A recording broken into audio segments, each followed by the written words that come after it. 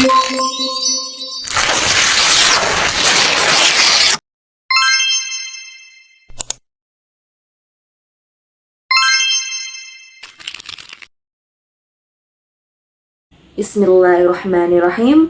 Assalamualaikum warahmatullahi wabarakatuh. Innal hamdalillah nahmaduhu wa nasta'inuhu wa nastaghfiruh wa na'udzu billahi min syururi anfusina wa min sayyiati a'malina. Man yahdihillahu fala mudhillalah wa man yudlilhu fala hadiyalah. Asyhadu an la ilaha illallah wa asyhadu anna Muhammadan abduhu wa rasuluh la nabiyya ba'da amma ba'du. Baiklah teman-teman, pada kesempatan kali ini kita akan membahas mengenai tafsir surat Al-Baqarah ayat 197 sampai 198. Nah, sebelum kita membahas mengenai tafsirnya, di sini Ricci akan membacakan ayatnya terlebih dahulu dan membacakan artinya. Musyahadah sa'idah. A'udzu billahi minasy syaithanir rajim. Bismillahirrahmanirrahim. Al-hajju ashhurum ma'lumat. فمن فرض فيهن الحج فلا رفث ولا فسوق ولا جدال في الحج وما تفعلوا من خير يعلمه الله وتزودوا فإن خير الزاد التقوى واتقون يا أولي الألباب ليس عليكم جناح أن تبتغوا فضلا من ربكم فإذا أفضتم من عرفات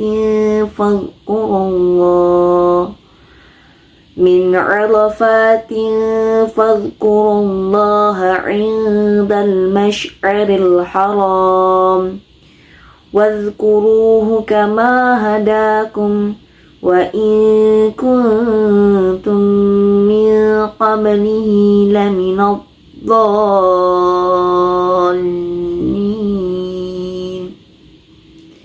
صدق الله العظيم.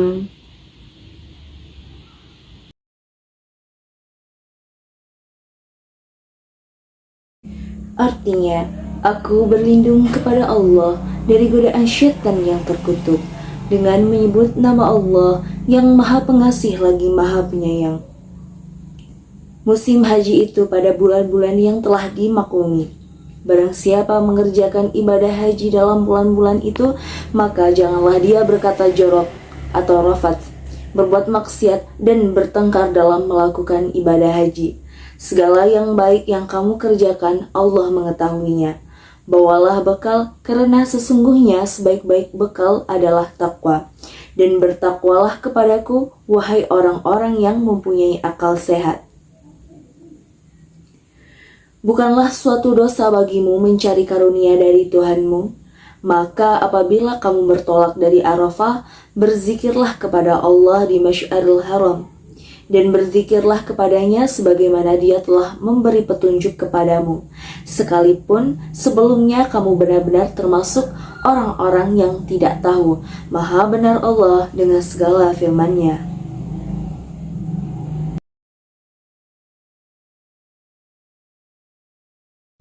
Al-hajju asyhurum ma'lumat. Haji adalah beberapa bulan yang dimaklumi, yakni waktu menunaikan ibadah haji adalah bulan-bulan yang telah diketahui, yaitu Syawal, Dzulqa'dah, dan semua hari dalam bulan Dzulhijjah. Pendapat lain mengatakan Syawal, Dzulqa'dah, dan 10 hari pertama bulan Dzulhijjah. Dan ayat ini merupakan dalil tidak dibolehkan berihram haji sebelum bulan-bulan ini. Dan barang siapa yang berihram sebelum ini, maka hendaklah ia memulainya dengan umrah. Faman farada fihinnal hajj, barang siapa yang menetapkan niatnya dalam bulan itu akan mengerjakan haji, yakni berihram dalam bulan-bulan ini, maka ia diharuskan untuk menyelesaikan hajinya. Fala rafatha, maka tidak boleh rafats, yakni berjima dan berkata kata rayuan kepada perempuan. Wala fusuko, berbuat fasik, yakni keluar dari batasan-batasan syariat, baik itu dengan melakukan hal yang haram saat berihram seperti mencukur rambut, atau saat di luar ihram seperti berzina dan melakukan kezaliman. Dan pendapat lain mengatakan yang dimaksud adalah caci maki.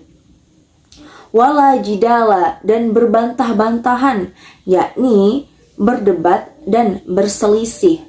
Wa ma taf'alu min khairi ya'lamullah, dan apa yang kamu kerjakan berupa kebaikan, niscaya Allah mengetahuinya. Allah menganjurkan apa-apa yang baik setelah menyebutkan apa-apa saja yang buruk, dan menganjurkan ketaatan setelah menyebutkan bentuk-bentuk kemaksiatan. Wa tazawwadu, berbekallah. Orang-orang Arab dahulu berkata, bagaimana Tuhan kami tidak memberi makan kami sedangkan kita melaksanakan ibadah haji? Maka mereka pun pergi berhaji tanpa membawa bekal. Mereka juga berkata, kami adalah orang-orang yang bertawakal kepada Allah. Maka Allah melarang perbuatan tersebut. Karena memang sesungguhnya kemanapun mereka pergi tidak akan makan kecuali dari rezeki yang Allah berikan. Fa inna khairaz zadi taqwa, dan sesungguhnya sebaik-baik bekal adalah takwa, yakni sebaik-baik bekal ke kampung akhirat adalah ketakwaan, dan sebaik-baik bekal untuk di dunia adalah apa saja yang dapat membantu untuk menjalankan ketakwaan. Makna ayat di atas, konteks ayat-ayat ini masih menjelaskan tentang hukum-hukum seputar haji dan umrah. Allah Ta'ala menegaskan bahwa ibadah haji dilaksanakan pada bulan-bulan tertentu, yaitu Syawal, Zulqaidah, dan 10 hari awal bulan Zulhijjah.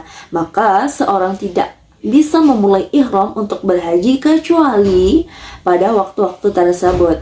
Bagi orang yang mulai berihram untuk haji, wajib baginya untuk meninggalkan perbuatan keji, berhubungan badan, dan bercumbu rayu, perbuatan buruk dan bermusuhan, agar pahala hajinya itu tidak rusak atau berkurang.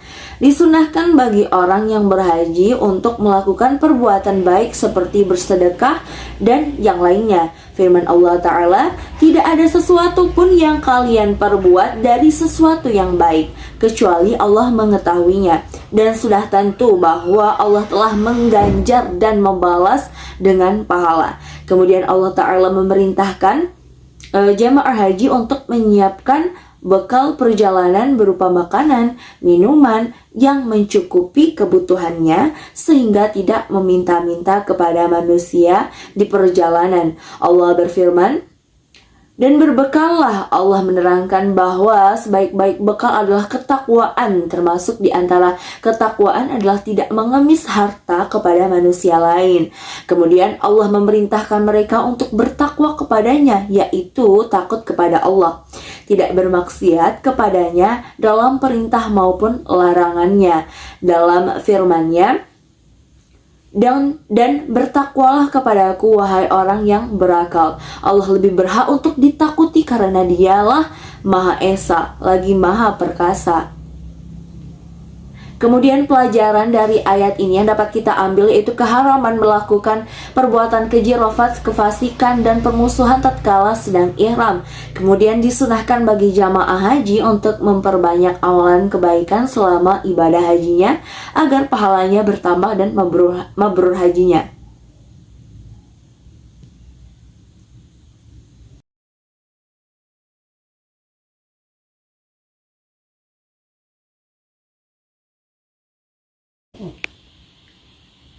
Laisa alaikum junahun an tabtaghu fadlan mir rabbikum. Tidak ada dosa bagimu untuk mencari karunia rezeki hasil perniagaan dari Tuhanmu, yakni dengan berdagang dan mencari rezeki sambil melaksanakan ibadah haji. Fa'idha afattum, maka apabila kamu telah bertolak, yakni pergi, man Arafat, dari Arafat untuk menuju ke Muzdalifah, fadhkurullaha 'indal masy'aril haram, berzikirlah kepada Allah di Masy'aril Haram. Masy'aril Haram adalah bukit yang dipakai oleh imam untuk berdiri di tanah Muzdalifah. Pendapat lain mengatakan ia adalah tempat di antara dua bukit Muzdalifah, dimulai dari dua lorong Arafah sampai ke lembah Muhassir. Dan zikir kepada Allah di sana itu meliputi talbiyah, salat maghrib, isya, dan subuh, dan berdoa setelah salat subuh. Wadhkuruhu kama hadakum, dan berzikirlah dengan menyebut Allah sebagaimana yang ditunjukkannya kepadamu, yakni berzikirlah dengan zikir yang baik sebagaimana Dia telah memberi kalian petunjuk dengan petunjuk yang baik. Dan Allah memperbolehkan mereka untuk berdagang di tengah-tengah keberadaannya di Mekah dan Mina. Dalam firman-Nya, tidak ada dosa bagimu mencari karunia rezeki atau rezeki hasil perniagaan dari Rabbmu, yaitu mengizinkan rezeki yang halal dengan jalan berjual beli yang diperbolehkan. Allah Ta'ala lantas memerintahkan mereka untuk mengingat Allah Ta'ala, zikrullah di Muzdalifah, dengan melaksanakan salat maghrib, isya, dan subuh di sana. Hal itu setelah mereka selesai dari Arafah, yaitu sejak matahari terbenam. Allah Ta'ala berfirman, maka apabila kamu telah bertolak dari Arafah, berzikirlah kepada Allah di Masy'aril Haram. Kemudian Allah Ta'ala menyebutkan nikmat hidayah yang mereka dapatkan setelah dahulu mereka berada dalam kesesatan, dan Allah memotivasi mereka untuk bersyukur kepadanya dengan memperbanyak zikir. Firman Allah Ta'ala, dan berzikirlah dengan menyebut Allah sebagaimana yang ditunjukkannya kepadamu. Dan sesungguhnya kamu sebelum itu benar-benar termasuk orang-orang yang sesat. Selanjutnya Allah Ta'ala memerintahkan jamaah haji untuk bersama-sama baik ketika wukuf di Arafah maupun ketika bertolak meninggalkannya. Hendaknya mereka wukuf bersama-sama di Arafah dan bertolak bersama-sama juga. Kemudian pelajaran yang dapat kita ambil dari ayat ini, yakni diperbolehkan untuk berdagang dan bekerja bagi jamaah haji untuk mencari rezeki, namun tidak menjadikan itu tujuan utamanya dalam berhaji. Kemudian kewajiban untuk bermalam atau mabit di Muzdalifah untuk mengingat Allah atau zikrullah. Kemudian kewajiban untuk bersyukur kepada Allah dengan mengingatnya dan menaatinya atas petunjuk dan nikmat yang berasal darinya. Mungkin hanya itu yang dapat saya sampaikan. Semoga bermanfaat. Syukran jazilan ala ihtimamikum wa atlubu afan minkum. Akhirul kalam. Wabillahi taufiq wal hidayah. Wassalamualaikum warahmatullahi wabarakatuh. Ila liqa.